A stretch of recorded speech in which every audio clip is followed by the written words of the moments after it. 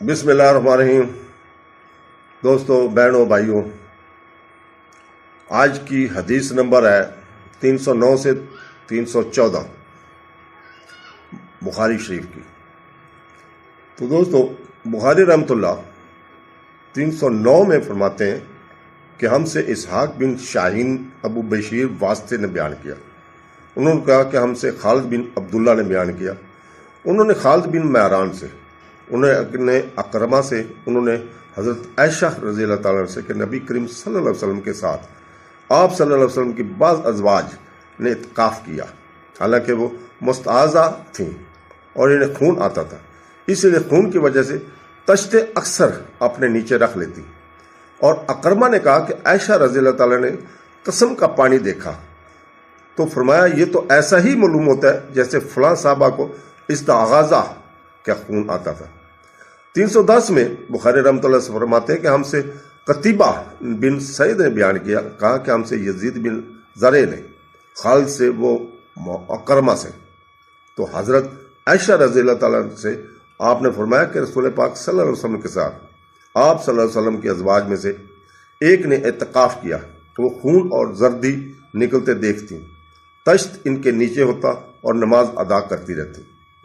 تو دوستو، 311 میں بخاری رحمۃ اللہ فرماتے ہیں ہم سے مستد بن نے بیان کیا کہ ہم سے معتمر بن سلمان نے خالد کے واسطہ سے بیان کیا، وہ اکرمہ سے اور حضرت عائشہ رضی اللہ تعالیٰ سے راوی ہے کہ بعض ام المومنین نے اعتکاف کیا حالانکہ وہ مستعاذہ تھیں۔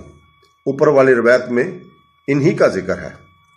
تو دوستو، 312 میں بخاری رحمۃ اللہ فرماتے ہیں ہم سے ابو نعیم فضل بن دکین نے بیان کیا، انہوں نے کہا کہ ہم سے ابراہیم بن نافع نے بیان کیا، انہوں نے عبداللہ ابن ابی نجی سے، انہوں نے مجاہد سے کہ حضرت عائشہ رضی اللہ تعالیٰ نے فرمایا کہ ہمارے پاس ایک کپڑا ہوتا تھا جسے ہم حیض کے وقت پہنتے تھے، جب اس میں خون لگ جاتا تو اس پر تھوک ڈال دیتے اور پھر اسے ناخنوں سے مسل دیتے۔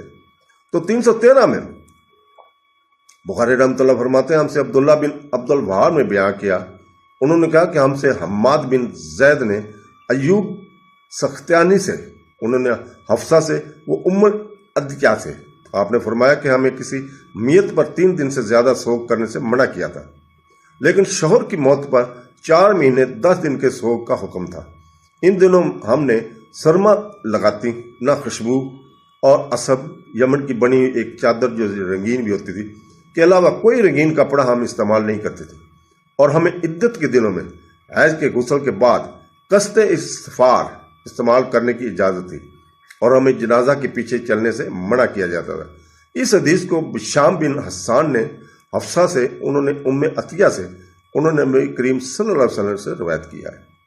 314 میں بخاری رحمۃ اللہ فرماتے ہیں کہ ہم سے یحییٰ بن موسیٰ نے بیان کیا، کہا کہ ہم سے سفیان بن منصور بن صفیہ سے، انہوں نے اپنی ماں صفیہ بن شیبہ سے، وہ عائشہ رضی اللہ تعالیٰ سے مروی کرتی ہیں کہ آپ نے فرمایا کہ ایک انصاریہ عورت نے رسول پاک صلی اللہ علیہ وسلم سے پوچھا کہ میں حیض کا غسل کیسے کروں؟